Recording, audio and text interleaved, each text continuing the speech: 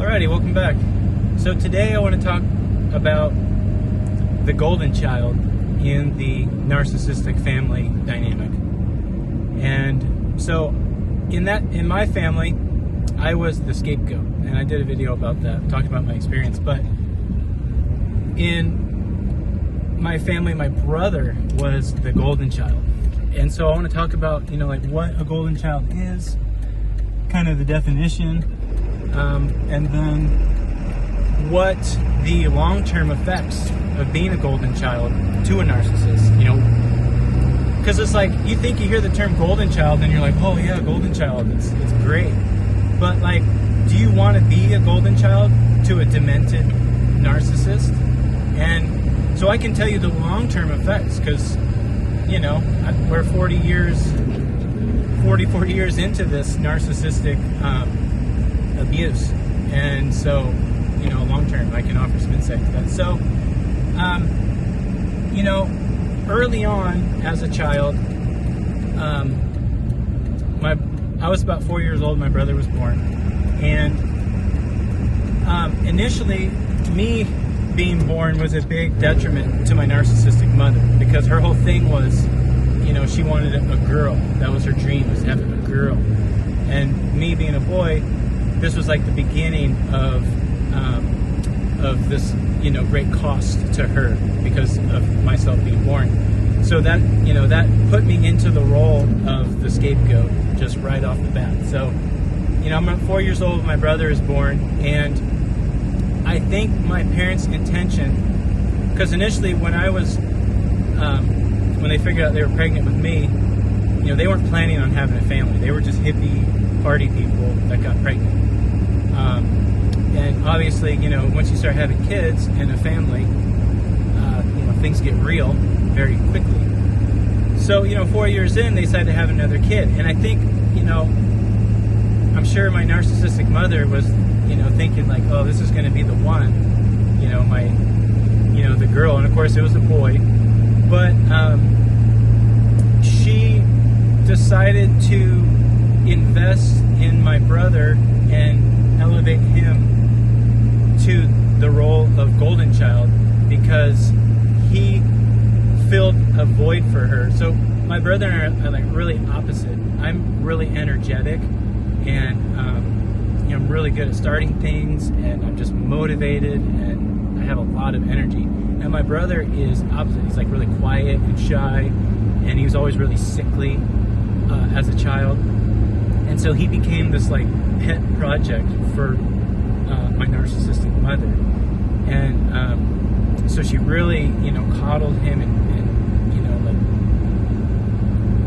cared for him in like a real deep way. And when, your siblings and you're competing for your parents' attention, my brother got all the attention, all the good attention, all the good energy, because, he was always sick, or he didn't feel good, or, he's quiet and shy. And so they'd always just like shower him with all this attention. And then I figured out the only way that I could get attention was through just being bad. So that dynamic was created early on. And what ended up happening was I just started being mean to my brother, because as a child, you're trying to find that equilibrium and that balance of where you fit in the family, your place, how do you relate to the people in your family. And when ultimately you're competing with another person for the love and affection of your parents, and you already feel like you're a burden to your parents, you're going to eliminate the threat, which was my brother, that was taking all the love and affection. So we were at odds through our whole childhood. I just picked on him, made fun of him, and the general theme was like, stop being mean to your brother, stop being mean to your brother. And that's how it was for years and years and years. And that stopped when I started smoking weed. It really, that was the time in my life when I stopped outwardly affecting other people, and I just kept everything in. So, it was positive, because at least I wasn't ruining people's lives and trying to go after them, but obviously it was a detriment to my own own life because you're not able to process everything. You're just, pushing everything in. Anyway, so yeah, the golden child, obviously they're getting all the positive energy and attention, love and affection.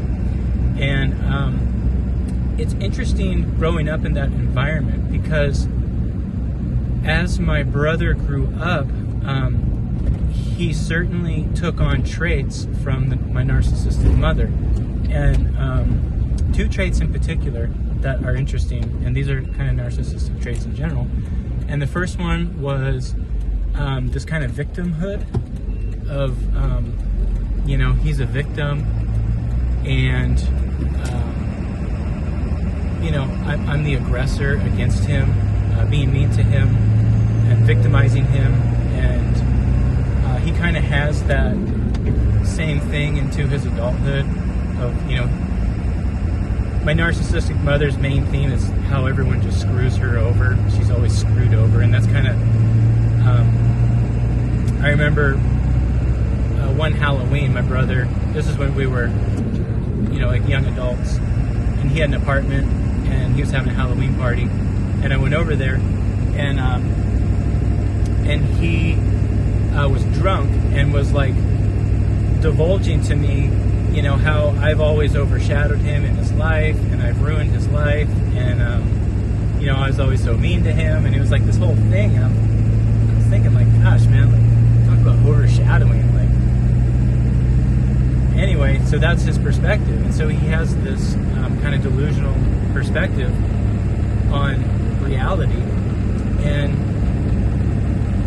that victim trait, that's classic narcissistic behavior. And then the other thing is entitlement. He's very entitled. He feels like everything should be done for him. He really doesn't do anything on his own. My parents pretty much do anything that isn't really easy for him. Like, he has his own place, he has a job, he has a car.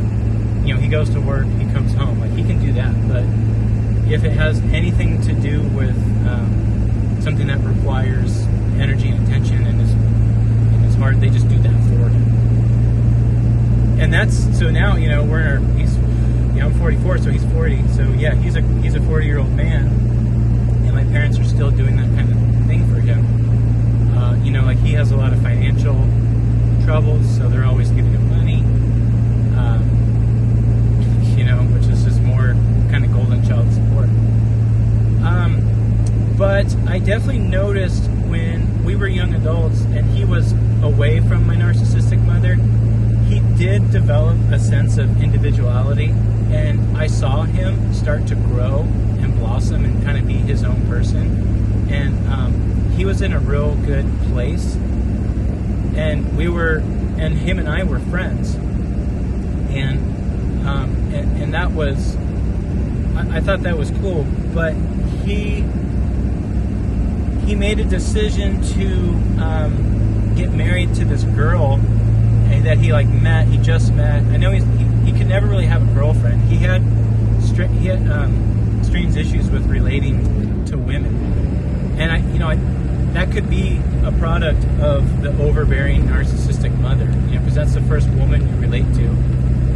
And so he's the golden child of this narcissistic woman, and being overcoddled, and essentially never could do anything on your own. And it's you develop this delusional, I'm just surmising here, but you kind of get this delusional relationship with this woman that isn't natural, and then you don't know how to relate to women in a normal way. And so he met this gal, and they were together for a few weeks, and they got married, and it was like a whole thing, and it only lasted a couple of years, and she bails, whatever, they split up, and they get a divorce, and ever since then, now he's like reverted into this. Now he's like a narcissist. It's really weird because he's trying to cope with that loss, and I think he just drinks a lot, and watches the internet, crap. And so now he's like become a little narcissist like my narcissistic mother. And man, it's like so sad, because I'd love to help him, but my narcissistic mother has completely turned him. You know, she's severed our relationship 100%. And for me, I have deep empathy for even people who are abusive to me. I can put myself in their shoes and understand. You know, I will never change that about myself. I think being empathetic is, that's really important to me. So I'm empathetic to my brother, but you know, he has chosen to really not communicate with me or understand my side of anything, and he's kind of doing this narcissistic thing to me, you know, through influence of my our narcissistic mom. And you know, it's really sad, because I think I could help, you know, get him out of his depression. So anyway, you know, it's like these golden child kids that grow up, you know, I think it stifles their development. And that's what I've seen from my brother. You know, he's completely stifled in his life. And he's kind of like this concept of extended adolescence is really common in society, where people, they kind of hit this age. And I don't know if it's associated with an event in their life or something, but they never mature past that age.